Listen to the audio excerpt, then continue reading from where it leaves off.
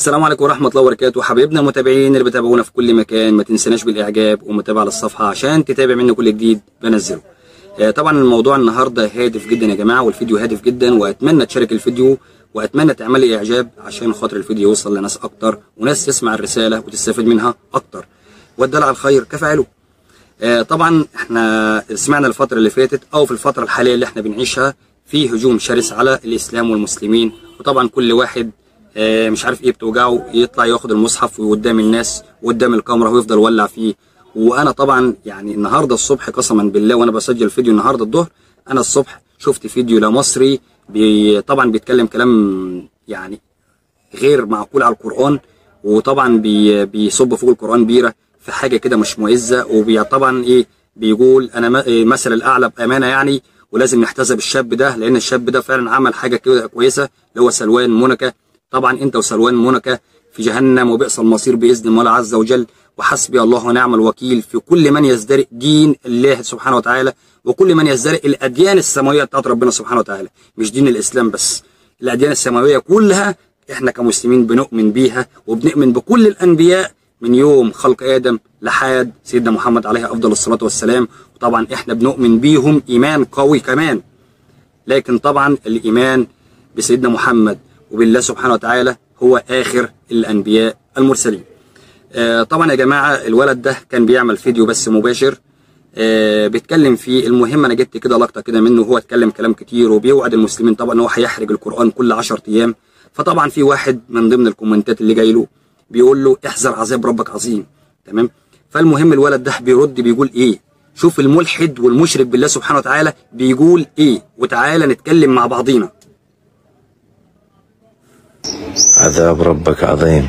لك يا ربك انت خبلت مطفي لك قرانك، خليت بيه لحم خنزير وحركته ولعبت بيه طوبه وربك نايم. لك انتوا يا رب تحشوا انتوا، لك يخوفوكم انتوا كل شيء ماكو لا رب ولا هاي، يخوفون بيكم ضاحكين عليكم عمود يسيطرون على عقولكم. اصحوا اصحوا، اني ردت اصحيكم بس ما اريد شيء، بس عمود اصحيكم ما اريد شيء يا اخي. طبعا سمعت الكلام، وقبل اي حاجه بقول الحمد لله على نعمة الإسلام وكفى بها نعمة، الحمد لله الذي أنزلني من بطن أمي، بقول لا إله إلا الله محمد رسول الله، وأتمنى أن أنا أفضل على الكلمة ديت وأفضل على العقيدة ديت لحد ما أموت، وما يتغيرش عقيدتي خالص لحد ما أموت، وأجابر ربنا سبحانه وتعالى على قول لا إله إلا الله محمد رسول الله، وتكون هي آخر كلامي في الدنيا على بعضها. يوم ما تطلع روحي أقول لا إله إلا الله محمد رسول الله. طبعا يا جماعة الولد ده بيقول إلهكم نايم، أنا لعبت بالمصحف البيضة ولا لعبت بيه؟ لعبت بالمصحف وخبطته برجلي ورحت يمين وشمال وطلعت المصحف وكلت بيه بالورق بتاعه وكلت بيه لحم خنزير، وطلعت المصحف وحركته مرتين. طبعا يا ابن الحلال أو يا ابن الحرام، تمام؟ زي ما أنت عمرك ما تبقى ابن حلال أبدا يعني، أصل البطن الحلال ما بتجيبش الكلام ده.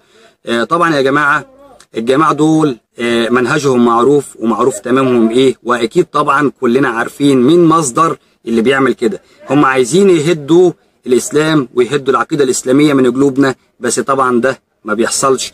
طبعا كل ما بيعملوا الكلام ده بيزيد في قلوبنا احنا حب لديننا واصرارنا على ديننا، لان طبعا الدين الحق هو الذي يحارب. من 1400 سنة سيدنا محمد لما كان وقف في بين اهله وعشيرته وعمامه فقال ليهم انا نبي من عند الله وبين ايدي عذاب عظيم. اول واحد رد عليه هو مين؟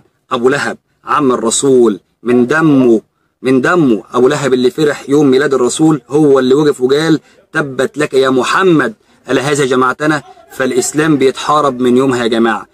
اولاد او احفاد ابو لهب موجودين معانا لحد النهارده وموجودين، وسلاله موجوده وهتفضل موجوده، وعايزين يهدوا الدين، وان شاء الله عمرهم ما هيقدروا على الاسلام ولا المسلمين الا في حاله واحده فقط لا غير، لما تقابلني وتفتح صدري وتطلع قلبي من جوه كده وترميه بره، يبقى انت كده عملته، وبرده مش هيكفيك، لان الدين برده في عقلي برده من هنا، لان احنا اتولدنا على قول لا اله الا الله محمد رسول الله، وان شاء الله هنلقى الله سبحانه وتعالى على قول لا اله الا الله محمد رسول الله. طبعا ده فيديو النهارده يا جماعه، اوعى في يوم من الايام عقيدتك تتزلزل من جوه، لان طبعا انت على حق وانت على صح، وباذن المولى عز وجل لقائنا احنا كمسلمين في الجنه باذن الله، ولقائهم هم في النار باذن المولى عز وجل، زي ما ربنا سبحانه وتعالى وعدنا في كتابنا، وسيدنا محمد وعدنا النبي الامي الرحمه المهداه للمجتمع كله للجميع مش لفئة معينة، للجميع.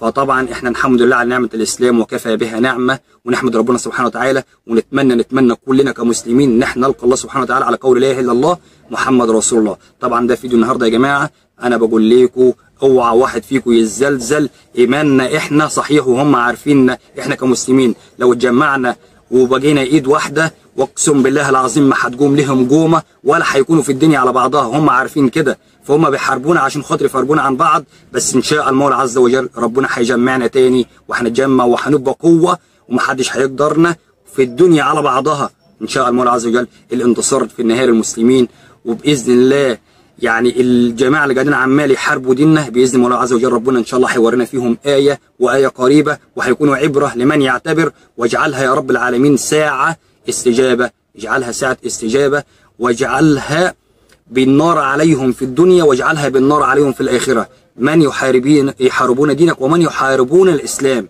والمسلمين. طبعا ده فيديو النهارده يا جماعه، والسلام عليكم ورحمه الله وبركاته.